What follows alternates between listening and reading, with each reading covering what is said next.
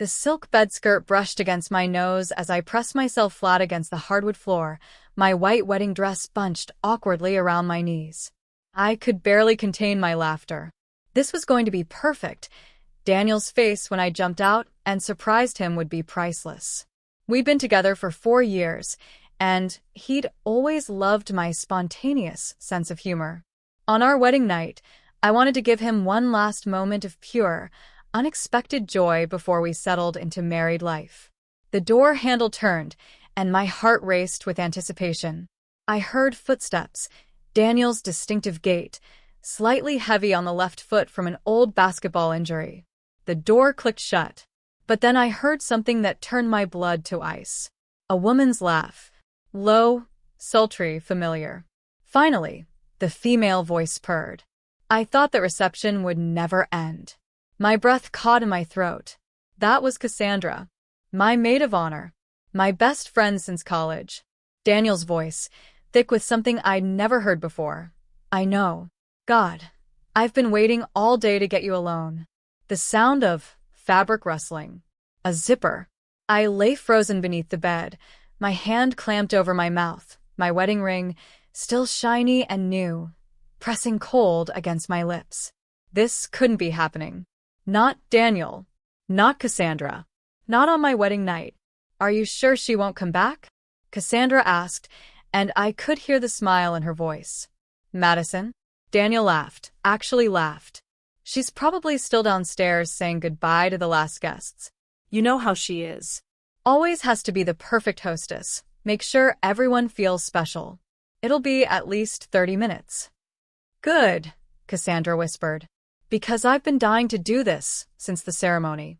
Watching you say those vows to her, knowing you'd be with me tonight, it was almost too much. The bed above me creaked as weight settled onto it. My wedding bed. The bed where Daniel and I were supposed to consummate our marriage, start our life together. Instead, my husband of 4 hours was with my best friend. I wanted to scream. I wanted to explode from beneath the bed and tear them apart. But something kept me paralyzed, perhaps shock, perhaps a desperate hope that this was some kind of nightmare I'd wake from. How long do we have to keep this up? Cassandra asked, her voice turning serious. The devoted husband act. Not much longer, Daniel assured her. Once we're back from the honeymoon, I'll start laying the groundwork. Make it seem like she's changed, become controlling. My mom already thinks she's too demanding. A few months, maybe 6, and I can file for divorce. Her father's company will be in transition by then. Perfect timing. My chest constricted. Her father's company. My father's company. Harrison Technologies, the software firm my dad had built from nothing, worth nearly $50 million. And the prenup? Cassandra pressed. That's the beautiful part, Daniel said, and I could hear the smile in his voice. There isn't one. Madison was so convinced we were soulmates. He said the word with mocking emphasis, that when I told her prenup showed a lack of trust, she actually teared up and agreed. In California, I'm entitled to half of everything acquired during the marriage. And since her dad's already talking about making her CFO next month, with stock options and everything. You're brilliant, Cassandra breathed. God, I'm so glad I found you at that conference 2 years ago. 2 years ago. I'd been with Daniel for 4 years, which meant he'd been with Cassandra for half of our relationship. Half of what I'd thought was real. You're the one who came up with the whole plan, Daniel replied. Pretending to be Madison's friend, getting close to her, learning everything about her family's business. You played your part perfectly. We played our parts perfectly, Cassandra corrected. You were so convincing.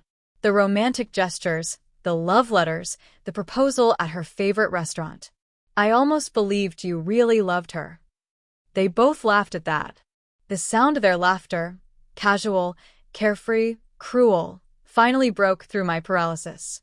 But instead of exploding in rage, a strange clarity settled over me. Beneath that bed, in my crumpled wedding dress, with my perfectly applied makeup now streaked with silent tears, I made a decision. They wanted to play games? They wanted to scheme and manipulate and destroy my life for money? I would let them think they'd won. and then I would destroy them both. I waited until their breathing deepened, until I was certain they'd fallen asleep in post-coital exhaustion. The bitter irony wasn't lost on me, my wedding night, and I was crawling out from under my marital bed like a fugitive. Every muscle in my body screamed from being held in that cramped position for over an hour, but I moved with careful silence, easing myself across the hardwood floor. The moonlight through the window illuminated their intertwined bodies on the bed above, a grotesque parody of what should have been my night. I didn't look at their faces. I couldn't. Not yet. I slipped out of the honeymoon suite and down the service elevator of the hotel, still in my wedding dress, looking like some ghost bride from a horror movie.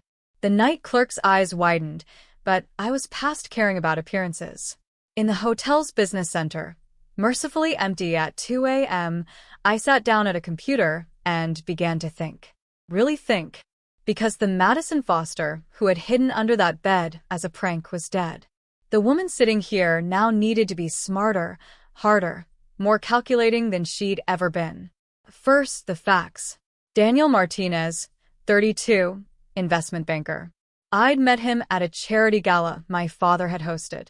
He'd seemed perfect, charming, successful, supportive of my career. He'd encouraged me to take a more active role in my father's company, had celebrated every promotion. Now I knew why.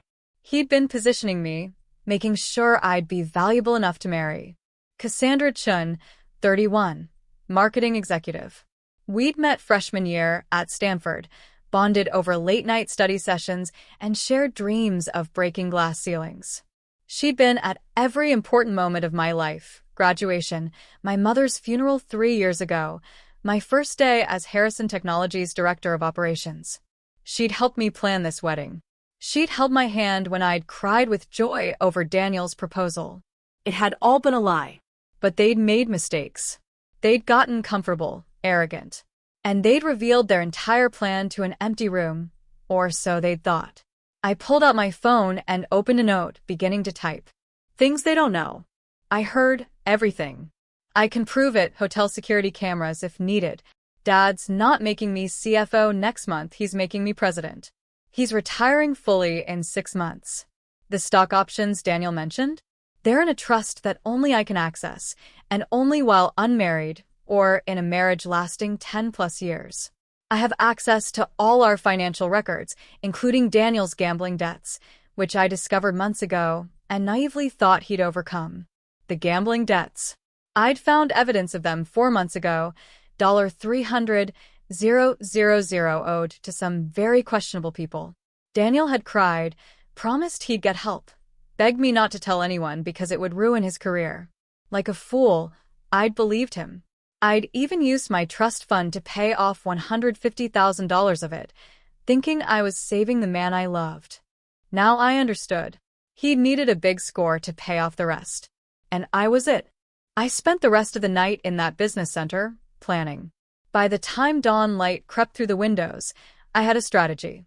It was risky, it was complex, and it required me to be a better actor than either of them. But I was my father's daughter. And my father hadn't built a $50 million company by being naive. I returned to the suite at 6 a.m. They were still asleep, Cassandra's arm draped over Daniel's chest. I stood in the doorway, memorizing the scene, letting the image burn into my brain. I would need that anger, that betrayal, to fuel what came next. Then I went into the bathroom, locked the door, and turned on the shower. I screamed into a towel until my throat was raw, letting out all the pain and rage and grief. The water masked the sound. When I emerged 20 minutes later, wrapped in a robe with my hair wet, Cassandra was gone and Daniel was awake, scrolling through his phone. "Good morning, Mrs. Martinez," he said with a warm smile, sitting up. "I was wondering where you'd gone." I looked at him, really looked at him. The strong jawline I'd kissed 1,000 times. The brown eyes I'd stared into when he'd proposed. The hands that had held mine at the altar yesterday, promising forever. All of it was a mask. The real Daniel was the one I'd heard last night, plotting my financial destruction with my best friend. "I woke up early," I said, forcing brightness into my voice. "Too excited, I guess. I went down to the gym." In your wedding dress? He raised an eyebrow. I changed in the spa locker room. They have guest facilities. The lie came easily. I was getting good at this. Come here, he said, patting the bed beside him. The bed where he'd betrayed me hours ago. I walked over and sat down, letting him pull me close. His lips touched my neck, and I had to fight every instinct not to recoil. I love you so much, he whispered. I can't believe you're finally my wife. I love you too, I replied, and somewhere inside, a piece of my heart turned to ice. The honeymoon in Bali was its own special kind of torture. For 2 weeks, I played the role of blissful newlywed while gathering evidence. I noticed how Daniel was constantly texting someone, Cassandra, obviously. I smiled and didn't question it. I let him make love to me and tried not to think about his hands on her body on our wedding night. I was patient. I was careful. And slowly, pieces began to fall into place. On our 3rd day, while Daniel was in the shower, I went through his phone. He'd always been careless with his password, my birthday, because he knew it would make me feel special. Inside, I found months of messages between him and Cassandra. Planning. Scheming. Laughing about me. I photographed everything. I also discovered something else. Daniel had taken out a life insurance policy on me 6 months ago. $2 million, with him as the sole beneficiary. The implications made my blood run cold. Hey, baby, what are you doing? Daniel emerged from the bathroom, towel around his waist. I was ready, looking up restaurants for dinner. There's this amazing place on the beach that Cassandra recommended. The mention of her name didn't even make him flinch. Why would it? He had no idea I knew. Cassandra has great taste, he said easily. She does, I agreed. She's the best friend anyone could ask for. The irony hung in the air, invisible to everyone but me. When we returned home, I threw myself into work with renewed intensity. My father, Robert Foster, noticed immediately. Madison, you seem different, he said one afternoon in his office at Harrison Technologies. More focused. Harder somehow. Maybe marriage changes people, I replied carefully. Or maybe I'm just finally ready to take on more responsibility. He studied me with those sharp blue eyes that had terrified competitors for decades. My father was many things, brilliant, demanding, occasionally ruthless, but he'd always been fair with me. He'd never just handed me positions at his company. I'd earned every promotion. I've been thinking about the succession plan, he said slowly. The board meets next month to finalize the transition. I'm recommending you as president and CEO. I thought I was just getting CFO. That was the initial plan. But you've proven yourself beyond what I expected. The Singapore expansion you led last year exceeded projections by 40%. The restructuring of our supply chain saved us $6 million. You're ready, Madison. More ready than I was at your age. I should have been elated. This was everything I'd worked for. Instead, all I could think about was Daniel, salivating over wealth that would never be his. There's one complication, my father continued. The board is old-fashioned. Several members have concerns about your age, your experience. They're more comfortable with the idea of the CFO position first, with a longer transition to CEO. What if we gave them what they wanted? I said slowly, an idea forming. What if we announced the CFO position as planned, with the understanding that I'd transition to president in a year? Let them feel like they won something. My father smiled. When did you get so good at corporate politics? I learned from the best. What I didn't tell him was that a year was perfect. A year would give me time to set everything in motion. A year would be long enough for Daniel to think his plan was working, short enough that he wouldn't see the trap closing around him. At home, Daniel was already preparing his groundwork. It started subtly, little comments about how I seemed to be working too much, spending too much time at the office. Concerns delivered with loving worry that would seem reasonable to anyone who didn't know his real agenda. I just miss you, he'd say. We're newlyweds. Shouldn't we be spending more time together? You're right, I'd reply, making sure to look guilty. I'll try to come home earlier. But I didn't. I kept working late, knowing he was documenting everything, building his case for the eventual divorce, where he'd paint me as a workaholic who'd neglected our marriage. Cassandra, meanwhile, had become even more present in our lives. She'd come over for dinner, always bringing wine and sympathy for Daniel's lonely evenings. I'd watch them exchange glances when they thought I wasn't looking, and I'd smile and pour more wine. "You're so lucky to have each other," she'd say, taking my hand. "A husband and wife who are also best friends, that's rare." "It is rare," I'd agree, squeezing her hand.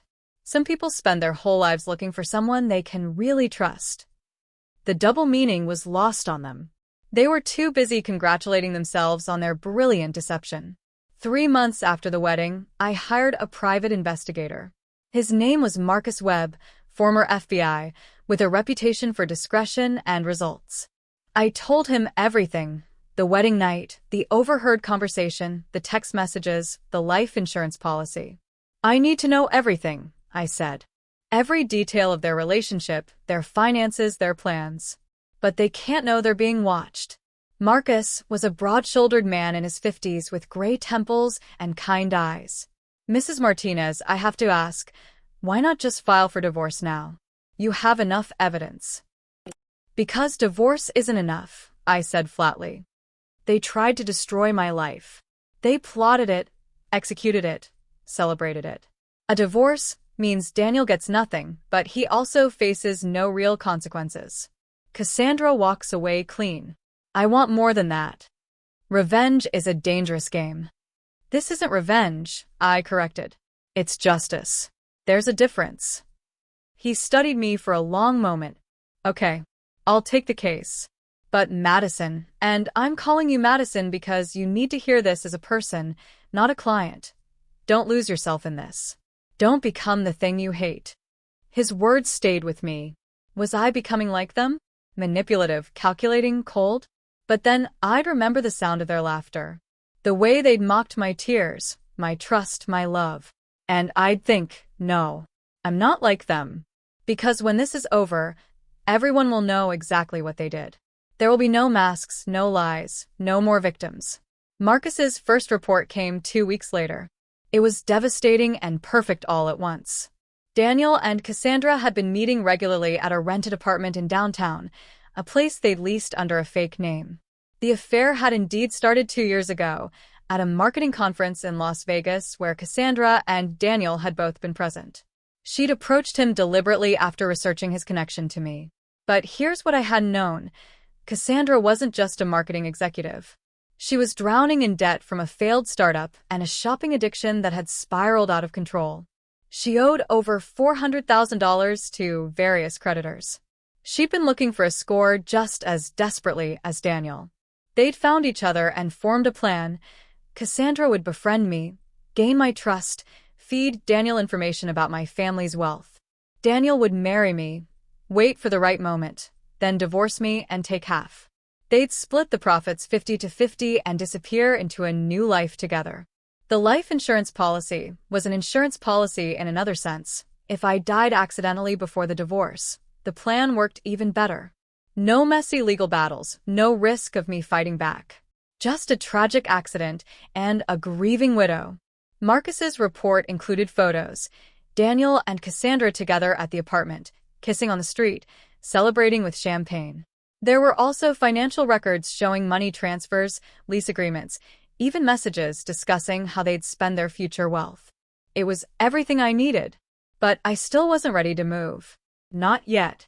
The turning point came 4 months after the wedding, at my father's retirement dinner.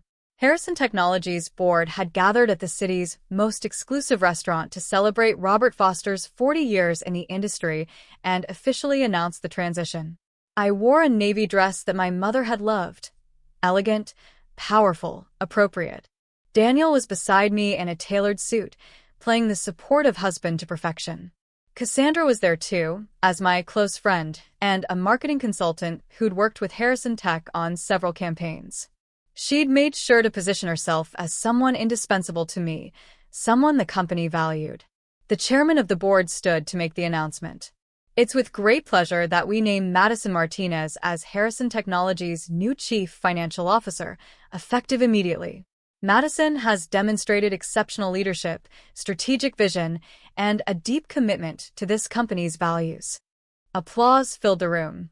Daniel squeezed my hand, his eyes shining with what looked like pride but was actually greed. I could see him calculating, CFO of a $50 million company. Even better than expected. What he didn't know was what came next. Furthermore, the chairman continued, the board has complete confidence in Madison's abilities. In recognition of her extraordinary contributions and in accordance with Robert's recommendation, Madison will assume the role of president and CEO in 6 months, following a transition period. The room erupted again. My father stood, hugging me, his eyes wet with genuine emotion. I'm so proud of you, he whispered. Your mother would be too. I glanced at Daniel. His face had gone pale. This wasn't the plan. CFO was one thing, significant but not total control. But president and CEO? That was everything. That was the entire company. And as CEO, I'd have the power to restructure everything, including how stock options and ownership were distributed, including protections against divorce-related claims. Across the room, Cassandra's expression mirrored Daniel's shock. They'd just realized that their timeline and their plan had imploded. That night, in our bedroom, Daniel couldn't hide his agitation. CEO, he said, pacing. That's huge, Madison. Are you ready for that kind of responsibility? I think so, I replied, carefully removing my earrings. Dad seems to think I am. It's going to be so much work. Even more than now. When will we have time for us? For starting a family? He tried to make it sound concerned, but I heard the panic underneath. We'll make it work, I assured him. Lots of couples do. Besides, I thought you'd be happy. More income, more stability. Of course I'm happy, he said quickly. I just worry about you burning out. What he really worried about was that 6 months wasn't enough time. Divorce proceedings could take longer than that, especially if I fought back. And once I was CEO, I could ensure that the company's assets were protected in ways that his lawyers couldn't touch. I watched him spiral, offering sympathetic words while my heart felt nothing. This man had held me when my mother died, had kissed my tears away, and promised to always protect me. All of it had been a transaction. The next week, Cassandra came over for dinner, a celebration she'd insisted on. She brought an expensive bottle of wine and her signature smile. To Madison, she toasted, raising her glass. The most powerful woman in tech. I always knew you'd make it. I couldn't have done it without friends like you, I replied, the words tasting like ash. You've been there through everything. Always, she promised. That's what friends do. After dinner, while Daniel was in his study on a work call, Cassandra and I sat in the living room. She kept glancing toward the study, and I realized she was desperate to talk to Daniel alone, to strategize. Their plan was falling apart, and they needed to adapt. I should probably head out, she finally said. Early meeting tomorrow. Before you go, I said casually, I wanted to ask you something. She tensed, almost imperceptibly. Of course. Anything. That conference in Las Vegas 2 years ago, the marketing summit. Did you meet Daniel there? I seem to remember you both being there at the same time, but Daniel says you two never crossed paths until I introduced you. The lie hung in the air. I'd never introduced them. Cassandra had run into Daniel and me at a restaurant, a chance encounter that I now knew had been planned. No, I don't think we met there, Cassandra said carefully. Why? Oh, I just saw something on Facebook, a photo from that conference. I thought I saw someone who looked like you two in the background of a group shot. Must have been mistaken. Must have been, she agreed, but her hands trembled slightly as she gathered her purse. I really should go.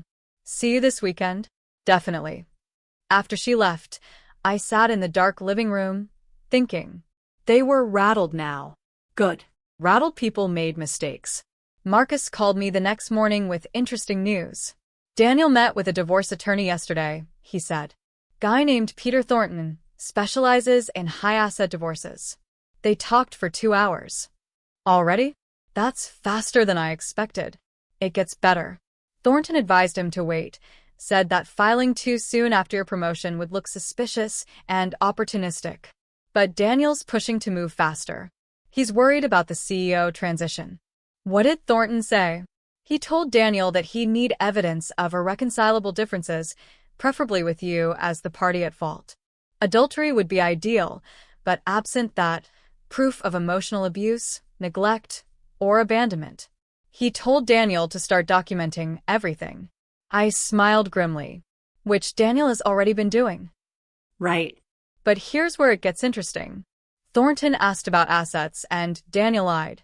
He significantly understated your family's wealth, claiming the company was worth around $20 million, not $50.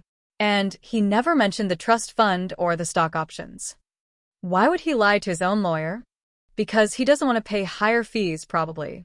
Or because he's planning something else, maybe cutting Thornton out of the larger payday somehow. Either way, it shows you who you're dealing with. Daniel's not just willing to lie to you. He'll lie to anyone if it serves his purpose. After hanging up, I sat at my desk at Harrison Technologies and pulled up the company's legal structure. My father had been brilliant in how he'd organized things. The majority of shares were held in a family trust that only direct descendants could access. I had control, but Daniel, as a spouse, had no claim unless we stayed married for at least a decade. There was a provision for earlier access, but only in the case of my death. The life insurance policy suddenly felt more sinister. I called Marcus back. I need protection. Physical protection.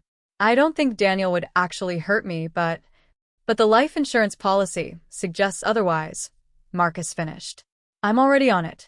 I've got 2 of my best people who'll shadow you discreetly. You won't see them, but they'll be there. And I'm installing a few security measures at your house. Cameras that Daniel won't know about. Audio recording in key areas.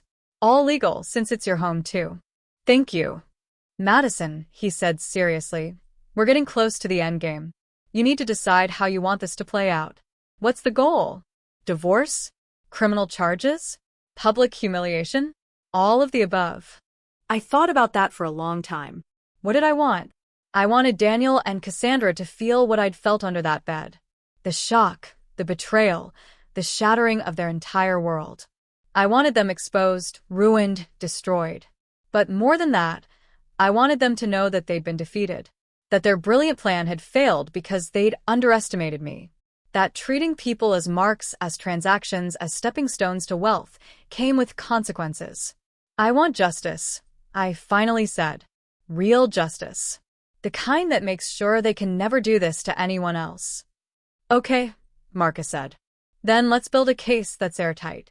A criminal fraud, conspiracy to commit fraud, maybe even attempted murder, if we can prove intent with that insurance policy. But that means we need them to make their move. We need to catch them in the act.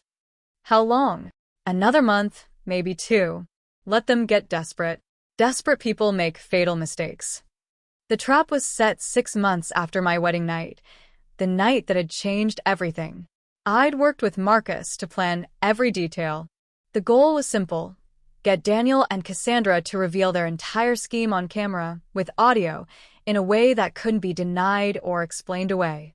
The bait was me, apparently breaking down. I'd spent the past 2 weeks carefully constructing a narrative. Madison Martinez, overwhelmed by the pressures of her new role, struggling with the CEO transition, having doubts about her marriage. I'd made comments at work about feeling isolated. I'd mentioned to several people, including Cassandra, that Daniel and I had been fighting. None of it was true. Daniel and I had been civil, almost cold, but there'd been no fights. But the story needed to be believed. The final piece fell into place when I told Cassandra, during a lunch, that I was thinking about resigning from Harrison Technologies. What? She'd nearly dropped her fork. Madison, no. You can't. This is everything you've worked for. I know, but what's the point if I'm miserable? If my marriage is falling apart? I'd let tears fill my eyes, real tears, because thinking about what she'd done to me still hurt. Maybe Dad was right. Maybe I'm not ready for this kind of responsibility. You're just overwhelmed, Cassandra said, taking my hand. You need a break. Some time away to clear your head. Maybe you're right. Daniel's been suggesting we take a trip, just the 2 of us. A second honeymoon. I saw the calculation in her eyes. A trip. Out of the country, perhaps.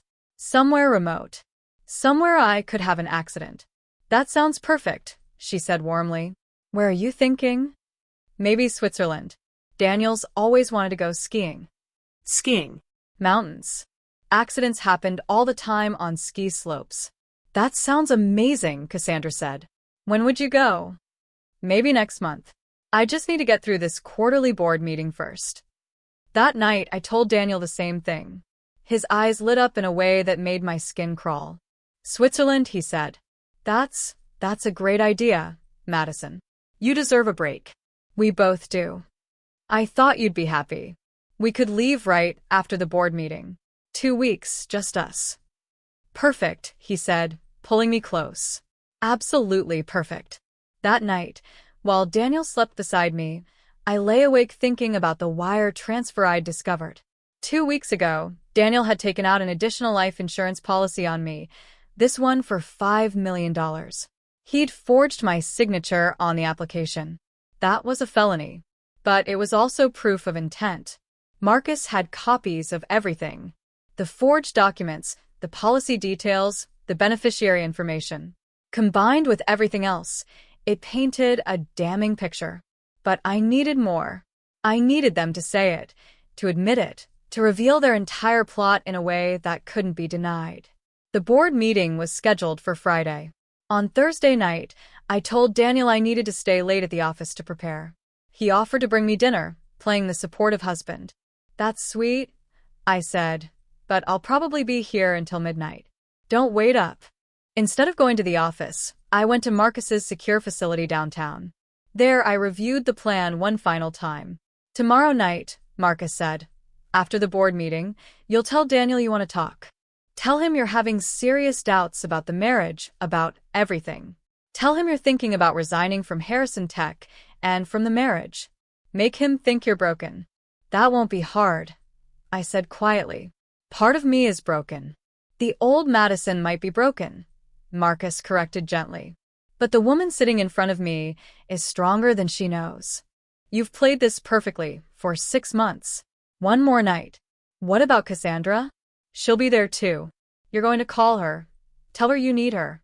That you're having a breakdown and need your best friend. She won't be able to resist. It's too good an opportunity. And the recording? Your home is wired with professional-grade equipment. Audio and video, every room. It's all legal since you own the home too, and are consenting to the recording. Everything they say will be admissible. And then we involve the authorities. I've already briefed a detective I trust at the fraud division. Once we have their confession on tape, he'll move fast. Arrest warrants, asset freezes, the whole thing. I nodded, steeling myself.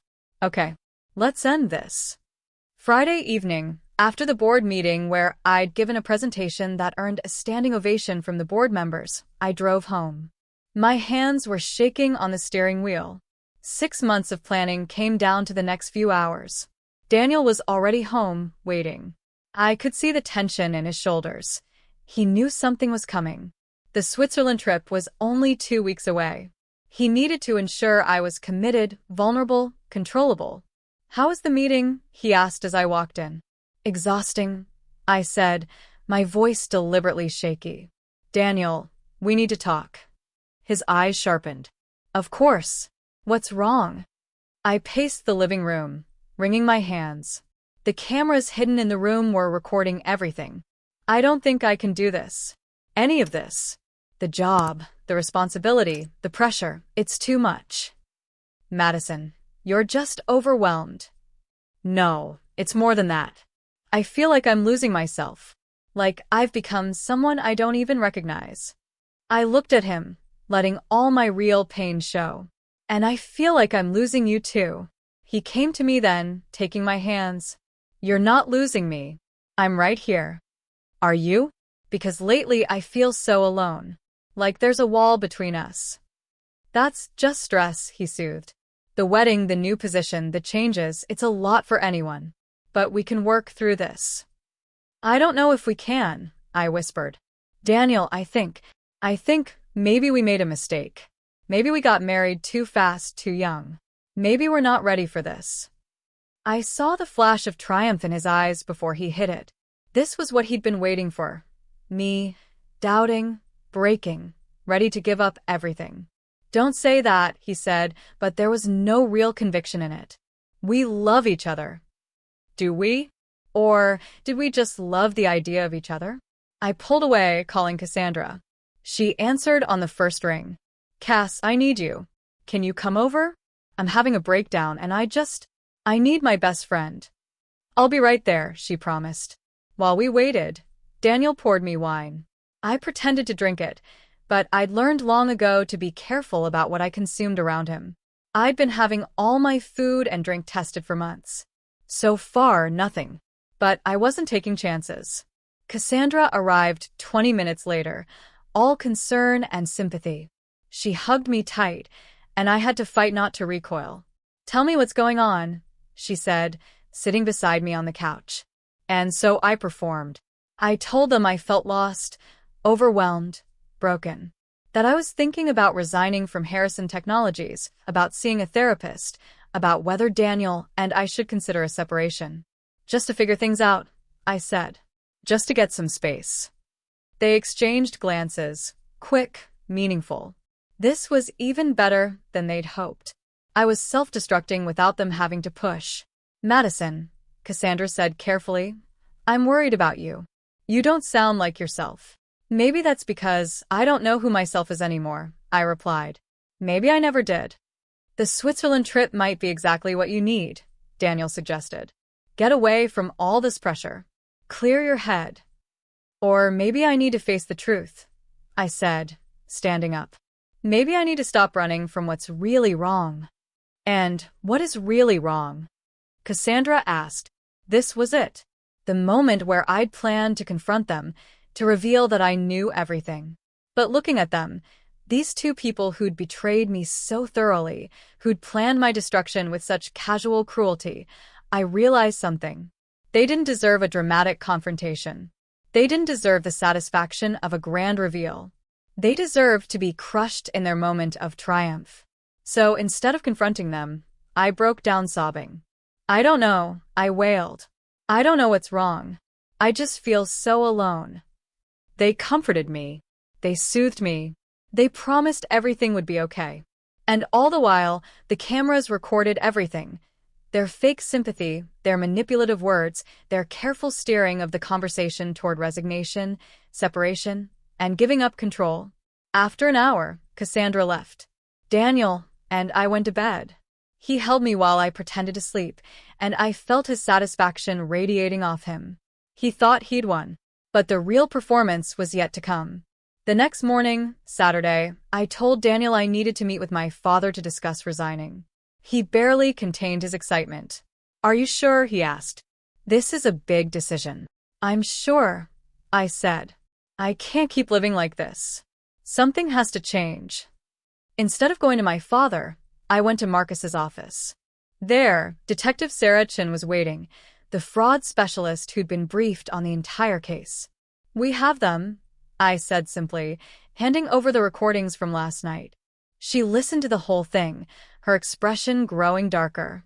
This is good, but it's not quite enough for criminal charges. They didn't explicitly confess to fraud or conspiracy. I know, I said. That's why we need Phase 2. Phase 2 is riskier. It required me to wear a wire and confront them directly, getting them to admit to their scheme on tape with a police witness. It's dangerous, Detective Chin warned. If they realize you're recording, things could escalate. I'll have backup, right? Absolutely. We'll have officers in an adjacent room, ready to move if needed. But Madison, once we do this, there's no going back. Are you certain? I thought about my wedding night, about hiding under that bed while my world collapsed, about 6 months of careful pretending, of letting them think they'd won. I'm certain, I said. Let's finish this. The confrontation was set for Sunday evening. I invited both Daniel and Cassandra to dinner at our home, saying I had news to share about my decision regarding Harrison Technologies. They arrived separately, Daniel already home and Cassandra showing up at 7 with a bottle of wine and that fake smile I'd learned to hate. We sat down to dinner, takeout from an expensive restaurant because I wasn't about to cook for them. Small talk filled the air. Cassandra chatted about a new marketing campaign. Daniel mentioned a deal at work. I nodded and smiled and waited. Finally, over dessert, I spoke. I wanted you both here because you're the two people I'm closest to in the world. I began. The wire taped to my chest felt like a brand. My husband and my best friend. The people I trust most. They smiled, nodded, encouraged me to continue. And I need to tell you both the truth, I said. The truth about what I've decided. We're here for you, Cassandra said warmly. Whatever you need, Daniel added. What I need, I said, my voice hardening, is for you both to stop lying to me. The temperature in the room dropped. They went very still. Madison, Daniel started. I heard you, I interrupted. On our wedding night, I was under the bed. I heard everything. Cassandra's face went white. Daniel's mouth opened, closed, opened again. You thought I'd gone downstairs to say goodbye to guests, I continued, my voice steady despite my racing heart. But I was hiding under the bed, planning to surprise you. Instead, I got a different kind of surprise. Madison, I can explain, Daniel began, but I cut him off with a laugh. Can you? Can you explain how you and my best friend have been planning to defraud me for 2 years? How you married me not for love but for money? How you've been documenting false evidence of me being a bad wife so you can divorce me and take half of everything? You're being paranoid, Cassandra tried, but I turned on her. Don't you dare try to gaslight me now. I heard you laughing about how you played your part, how you pretended to be my friend, got close to me, learned about my family's business, how you found Daniel at that conference in Vegas and hatched this whole plan together. If you knew all this time, why didn't you say something? Daniel's voice was sharp now, defensive. Because I wanted to be sure, I said. I wanted to document everything. I wanted to give you enough rope to hang yourselves. Document. Cassandra's eyes widened. What do you mean, document? I mean I have evidence of everything. Your text messages, Daniel, every single one discussing how to play me, how long to wait before filing for divorce. The apartment you two rented together. The financial records. The life insurance policies, including the $5 million one you forged my signature on, Daniel. That's a felony, by the way. Daniel stood up abruptly, his chair scraping against the floor. You've been spying on us? Recording us? That's illegal. Actually, it's not. I'm allowed to record conversations I'm part of, and I'm allowed to install security cameras in my own home. And yes, I've been documenting everything for 6 months. I stood too, facing them both. So here's what's going to happen. You're both going to admit to your scheme, right here, right now. You're going to tell me every detail, when it started, how it started, what you plan to do. Everything. And if we don't, Cassandra's voice was icy. Then I'll hand over what I already have to the police and let them sort it out. But if you tell me everything now, if you show one shred of remorse or honesty, maybe I'll show mercy. Maybe I won't press charges. Maybe I'll just divorce you, Daniel, and cut you out of my life, Cassandra, and we can all move on. It was a lie, of course. The police were already involved. But I needed them to confess, to explain, to give me the closure of hearing them admit what they'd done. Daniel and Cassandra looked at each other. A whole conversation happened in that glance. Panic, calculation, decision. Fine, Daniel said finally. You want the truth? Here it is. Yes, Cassandra and I have been together for 2 years. Yes, we planned this. She approached me at that Vegas conference after researching you and your family. We figured out that I could marry you, get access to your wealth, then divorce you, and split the money. Why? The question tore from my throat. Why me? What did I ever do to you? Nothing, he said, and the casual cruelty of it stung. That's the point. You were a mark, a means to an end. You have money, I needed money. It's not personal. Not personal? I laughed bitterly. You married me. You made vows. You made love to me. And it was all a lie. All of it. Not all of it, he said, and had the audacity to look almost regretful. Some of it was pleasant enough. You're not a bad person, Madison. You're just naive. Trusting. It made you easy to manipulate. I turned to Cassandra. And you? What's your excuse? I loved you. I trusted you. You were there when my mother died. I know, she said quietly. And I'm sorry. I really am.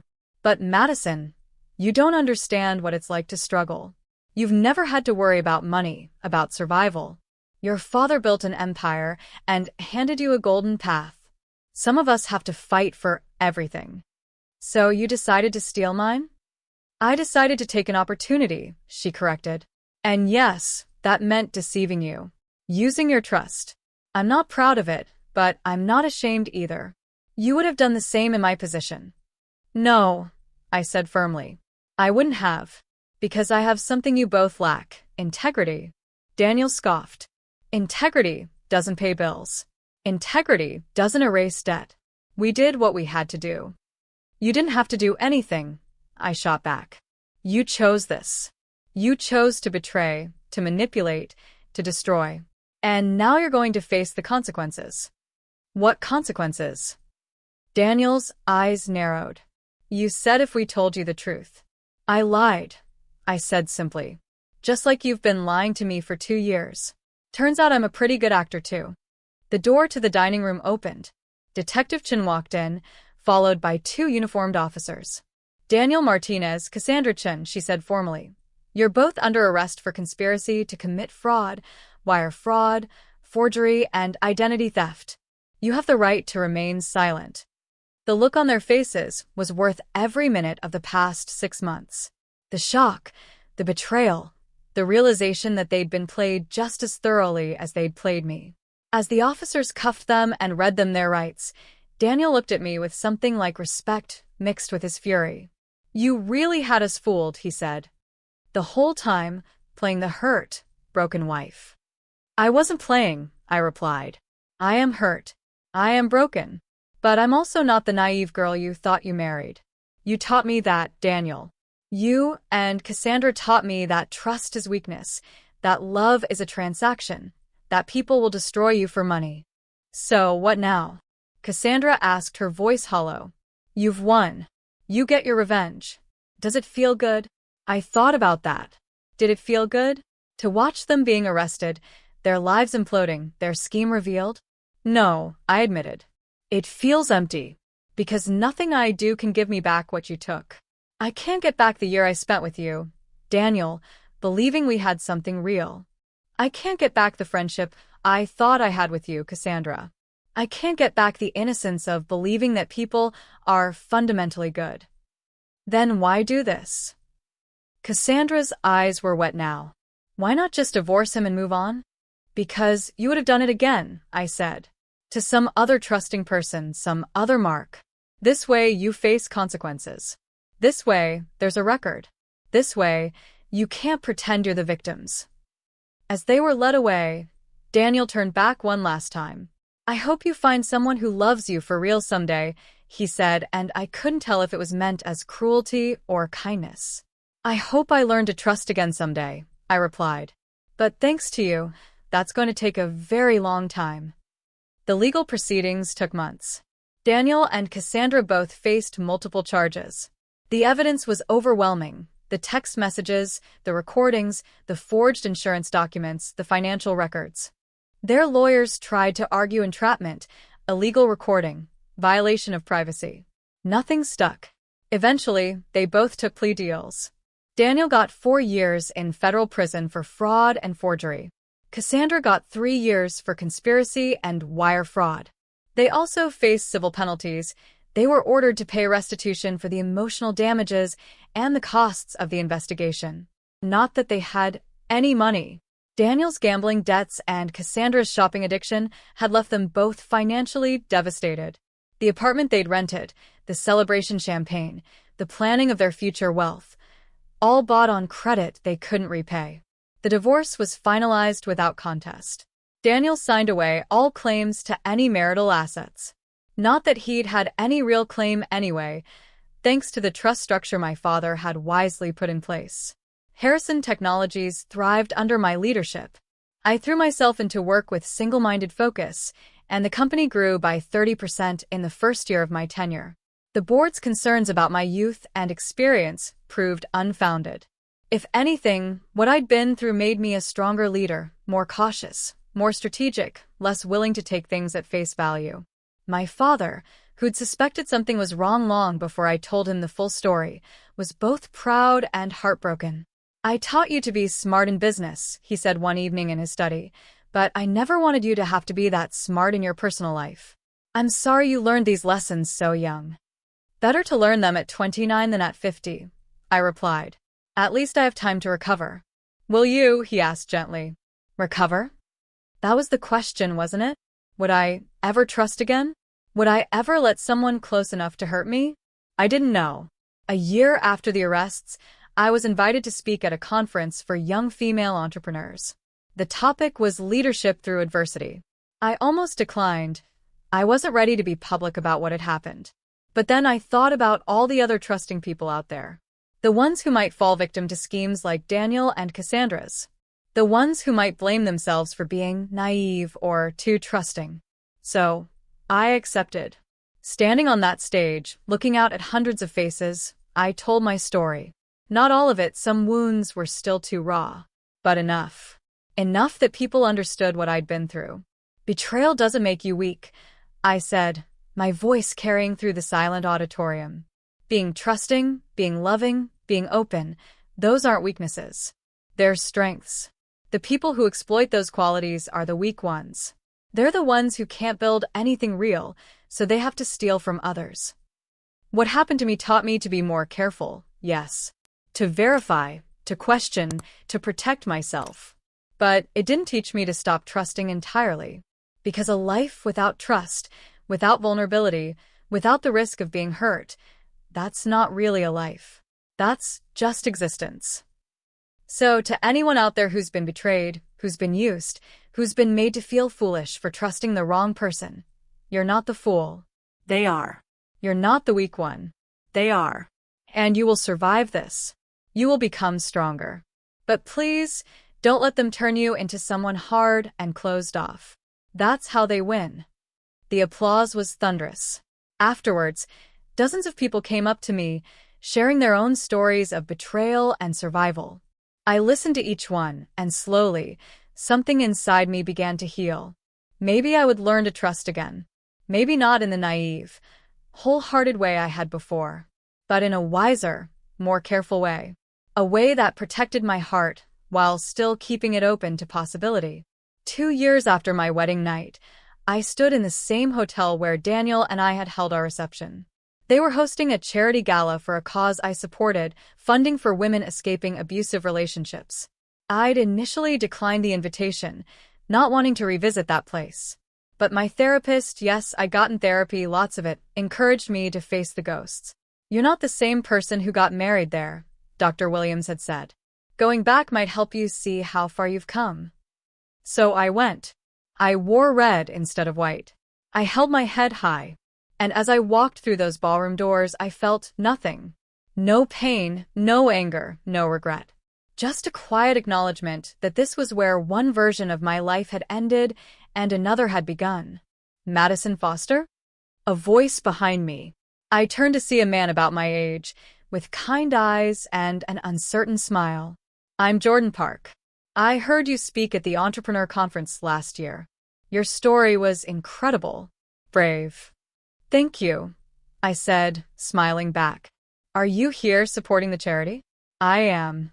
My sister escaped an abusive marriage 2 years ago. Organizations like this saved her life." We talked for a while. He was a software developer, building apps for nonprofits. He was funny and genuine and didn't seem to be performing for my benefit. When he asked for my number, I hesitated. The old Madison would have given it immediately, trusting that he was exactly who he seemed. The new Madison looked him up on LinkedIn first, verified his story about his sister, checked his background, called Marcus Webb to do a discreet preliminary check. "Am I being paranoid?" I asked Marcus on the phone. "You're being smart," he replied. "There's a difference between being trusting and being reckless. Verify, then trust. That's healthy." So, I gave Jordan my number. We went on a date. Then another. And slowly, carefully, I began to let someone in again. I don't know if it will work out with Jordan. Maybe it will, maybe it won't. But that's okay. Because I've learned that the point isn't to find someone who will never hurt you. Such a person doesn't exist. The point is to find someone worth the risk. Someone who treats trust as the precious gift it is. On the 3rd anniversary of my wedding night, I did something I'd been planning for months. I took out a page in several major newspapers, the New York Times, the Wall Street Journal, the Los Angeles Times. The ad was simple. To Daniel Martinez and Cassandra Chun, you tried to break me. You failed. I've built a life you can't touch, and a success you can't diminish. I've learned to trust again, love again, and hope again. You're in prison, and I'm free in every sense of the word. Thanks for the lesson. Madison Foster. It was petty, perhaps. Vindictive, maybe. But it was also closure. Because the best revenge isn't destruction. It's living well. It's taking what they tried to destroy and rebuilding it stronger than before. Daniel and Cassandra had tried to reduce me to a transaction, a mark, a means to their end. They tried to convince themselves and me that love was fake, trust was foolish, and integrity was worthless. They'd failed. I was Madison Foster, soon to be Madison Foster Park, if things kept going well with Jordan. I was CEO of a $50 million company that was changing lives. I was a sister to my younger brother, a daughter to my father, a friend to people who'd proven their loyalty through crisis. I was strong. I was whole. I was free. And on quiet nights, when I thought back to that moment under the bed, hearing my world collapse in real time, I remembered something important. That was the night Madison Foster, the naive girl who believed everyone's best self, died. But it was also the night Madison Foster, the woman who knew her worth and defended it, was born. And that woman? She was unstoppable. 5 years later, I received a letter in the mail. It was from Cassandra, postmarked from a reentry facility where she was living after her release from prison. I almost threw it away without reading it. But curiosity won out. Dear Madison, I don't expect you to read this. I don't expect forgiveness. But I'm writing anyway because my therapist says I need to make amends where possible, even when they're not accepted. I've spent 3 years thinking about what I did. In prison, you have a lot of time to think. And I've come to realize that my greatest crime wasn't trying to steal your money. It was trying to steal your trust, your joy, your belief in people. I told myself you wouldn't understand struggle, that you'd had everything handed to you. But that was a lie I told myself to justify the unjustifiable. You worked hard for everything you had. You earned people's love and trust. And I betrayed both. I heard you're engaged. I'm glad. You deserve happiness. You deserve someone who sees your trust as the gift it is. I'm working in a women's shelter now, helping women who've been abused and betrayed. It's my way of trying to balance the scales. I'll never undo what I did to you, but maybe I can help others avoid being victimized. Daniel's still in prison. We haven't spoken since our sentencing. What we had wasn't love. It was shared greed and moral bankruptcy. I understand that now. I hope you've found real love. I hope you've learned that not everyone will betray you. And I hope, someday, when you think of me, you can think of me as a cautionary tale that made you stronger rather than a wound that never healed. I'm sorry. I know it's not enough, but it's true. Cassandra. I read the letter 3 times. Then I put it in a drawer and didn't respond. Maybe that made me cruel. Maybe it made me strong. I still don't know. What I do know is this.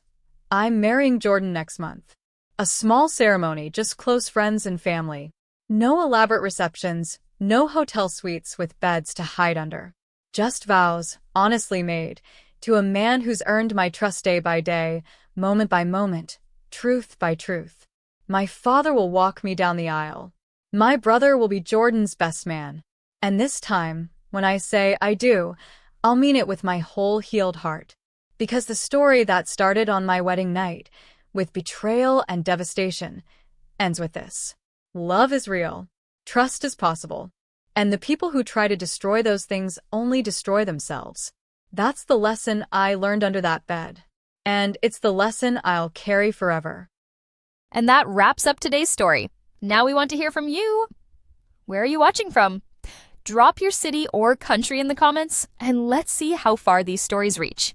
If this story moved you or gave you chills, give it a like, share, and subscribe for more powerful stories. One last thing, rate the story from 1 to 10 in the comments. Your feedback helps us bring you even better ones next time.